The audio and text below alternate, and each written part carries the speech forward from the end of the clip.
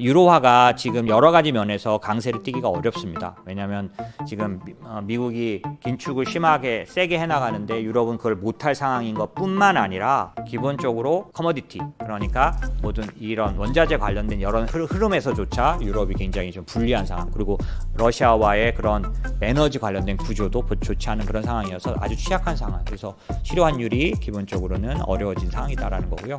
유로화만 그러냐? 아니라는 거죠.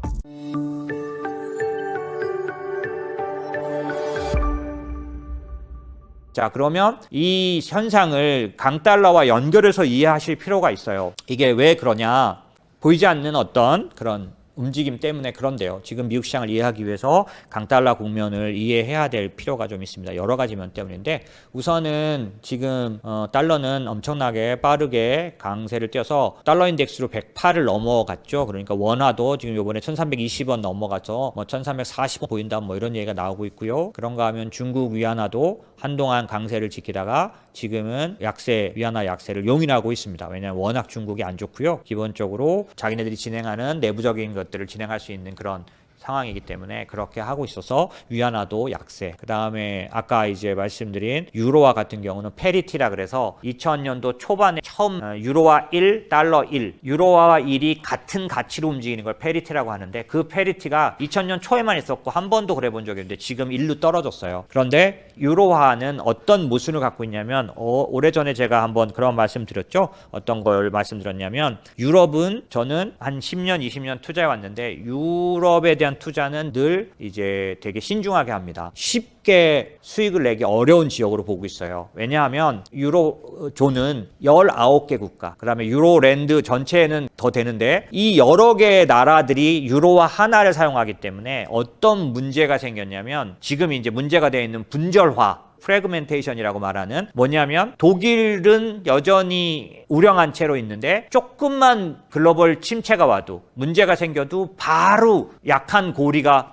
덜덜거리기 시작하고 어려워지기 시작하는, 그 안에 배드 애플스와 굿 애플스가 섞여 있는 구조. 이 구조 때문에 만약에 지금처럼 인플레이션이 나타나면 무조건 금리를 올려서 미국처럼 어느 정도 대응을 해줘야 되는데, 여기서 만약에 유로존이 금리를 세게 올렸다가는 약한 고리들은 흔들리다 못해 터져 나가게 생긴 이런 분절 구조, 이 구조 때문에 정책을 이렇게도 쓸 수 없고 저렇게도 쓸 수 없는, 심각하게는 완화와 긴축을 같이 해야 되는, 말도 안 되는 이런 구조를 가진 유럽 구조에서는 실제적으로 기업이 성장하기가 쉽지 않고, 이제 기업 자체가 실물 시장에서 성장하는 거는 둘째 치고요.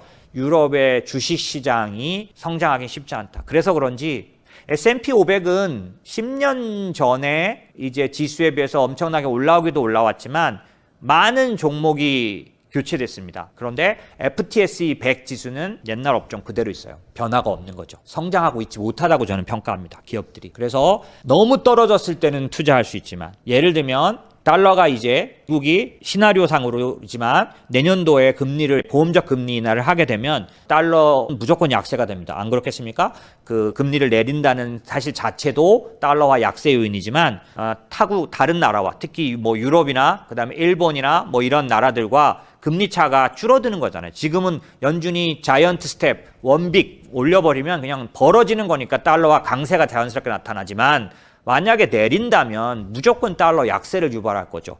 달러 약세를 유발하는 시기로 본격적인 달러 약세 주간이 된다면 그 시기 초반에는 유로존과 신흥국을 충분히 투자해 볼 만합니다. 올라가는 건 아싸하게 짧은 시간 안에 올라갈 수 있어요. 다만 잘 길게 투자할 곳이 못 됩니다. 중국도 마찬가지. 그런 면에서 그런 구조를 갖고 있는 유로존이 지금 유로화가 1달러 붕괴 위기에 있다라는 거고요. 이게 왜 중요하냐는 조금 이따 말씀드릴게요. 그 다음에 7월부터 자산 매입 종료, 그 다음에 금리 인상에 나설 예정이다. 왜냐하면 미국과의 금리 차 때문에 기본적으로 빠져나가는 것도 있지만 인플레이션을 관리해야 하니까요. 하지만 이게 유럽의 크레딧 리스크를 만들어낼 걸로 보인다. 자칫하면 금리를 제대로 빠르게 못 올려서 어떻게 올 수 있냐면 유럽이 스태그플레이션에 빠질 수 있습니다.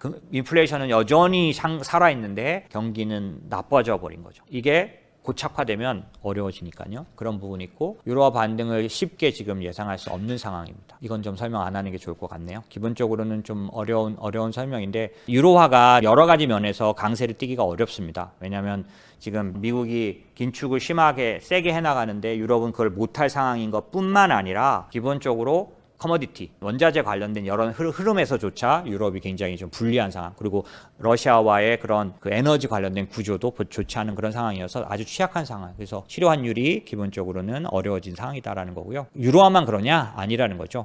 최근에 살펴보면 크로나, 그 다음에 엔, 그 다음에 파운드, 영도 못지않게 약세다. 그래서 전체적으로는 전반적인 글로벌 달러 강세 상황이 나타나고 있고 우리나라도 비록 이제 최근 들어서 지나간 한 주는 가장 심하게 환율이 흔들린 나라보다는 좋았어요. 그래서 외국인도 뭐 매수가 있었고, 그 다음에 곧 이제 옐런이 들어오죠. 옐런이 들어와서 이제 재무장관 회담을 할 텐데, 이때 이제 통화 수합도 이제 얘기가 되겠죠. 뭐 중앙은행장이나 경제 쪽에서 말한 내용이 맞습니다. 그 부서는 옐런이 아니에요. 연준이 수합은 결정합니다. 하지만 옐런은 재무부 장관이죠. 그러니까 당연히 얘기가 이루어질 수 있습니다. 그래서 어떤 식으로든지 간에 기본적으로 한국의 어떤 그 신용이나 이런 부분에 대해서는 크게 걱정은 없는 그런 상황이라고 저는 보고 있습니다. 오히려 이제 그게 환율이 말해준다. 1325는 우리로서는 역사적인 가격이지만 다른 데에 비해서는 그렇게 심각한 상황은 아니다라는 거죠.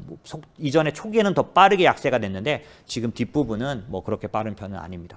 그래서 최근에는 1분기 말까지는 크로나와 엔이 약세가 훨씬 빨랐는데 지금은 유럽 통화가 훨씬 더 세다라는 거죠. 유로가 훨씬 더 강력하게 약세가 가고 있습니다. 심각한 영향들이 나타나고 있죠.